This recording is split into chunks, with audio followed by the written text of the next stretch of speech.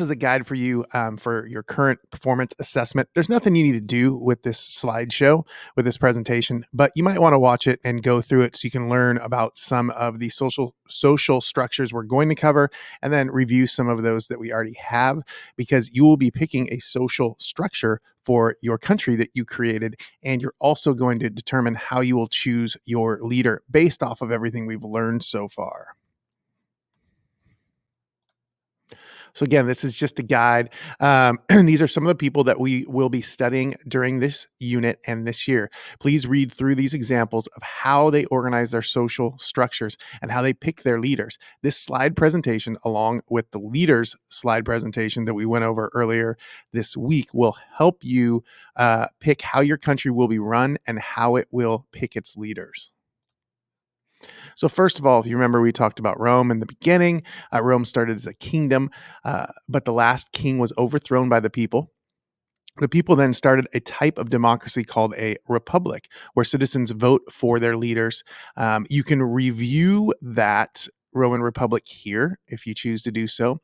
Then, after the Republic experienced problems with corruption, Rome became an empire, uh, led at first by Augustus. The Western Roman Empire lived on for another 400 years or so until its fall after Augustus's death. And you can go back and learn or review about Augustus from this slideshow and see what happened when he ruled. And I'll fix this little typo up here. Then we moved on to feudal Europe. And after the fall of the Western Roman Empire, Western Rome fell into a period of chaos and fighting. Because of this, kingdoms in Western Europe used feudalism to bring order to the land. If you remember, feudalism is a social structure where kings rule. Lords are given fiefs or land by the king in return for their loyalty.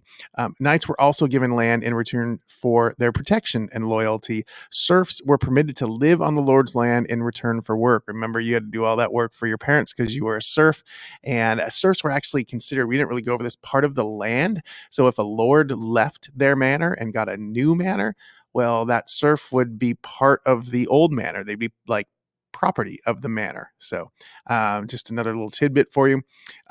This system lasted for hundreds of years in Western Europe, and then there is a link to go back and review the lesson that we did on that if you choose to do so.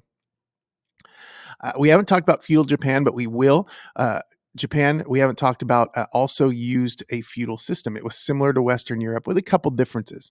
Japan, they also used it because of chaos and fighting, where different landowners or daimyo were fighting over land and power.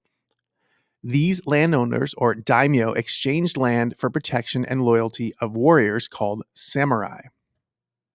The most powerful daimyo became the ruler of Japan. They were known as the shogun. So a shogun was kind of like a king, and then the samurai or the daimyo were like lords, and the samurai were like knights. And then there were people in the lower levels, peasants and artisans and things like that as well. Chinese dynasties. I will be studying Chinese dynasties, but here's a quick overview. China also experienced a period of chaos and fighting, like Western Europe and Japan. They did not use a feudal system. Powerful family dynasties took control of China. These dynasties lasted for thousands of years. Some of the dynasties included the Han, the Tang, the Sung, the Yuan, and finally the Ming. They used various types of rule, each dynasty choosing the style that suited their dynasty. They were mostly ruled by an emperor or an empress, and they did at times use a bureaucracy. That's an old vocabulary word. That's where you have different departments to help govern. So a bureaucracy is a type of government where different departments are in charge of different aspects of government. Like, for instance, in the United States, we have one where we have a Department of Defense, we have a Department of Education, we have a Department of Agriculture. So those oversee those different aspects of our government. We have Muslim caliphates. Muslim caliphates or empires controlled the area in the Middle East, North Africa, and the Iberian Peninsula. Remember, the Iberian Peninsula is where Portugal and Spain is located now.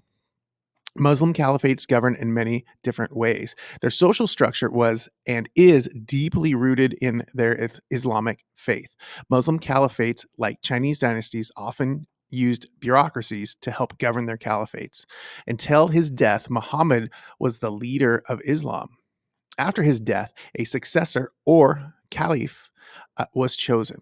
These successors would go on to lead the caliphates. The first caliph was Abu Bakr, Muhammad's father in law. Early English government. So eventually in Western Europe, citizens grew tired of the rule of a king.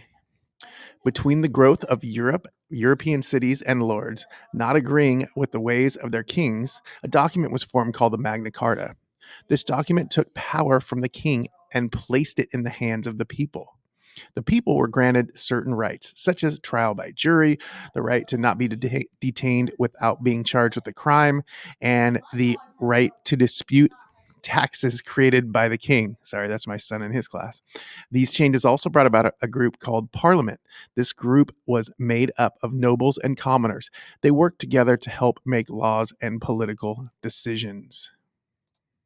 And finally, in this presentation, African kingdoms. West African kingdoms were a bit different than European kingdoms. They did have kings, and the firstborn son was usually who became the next king.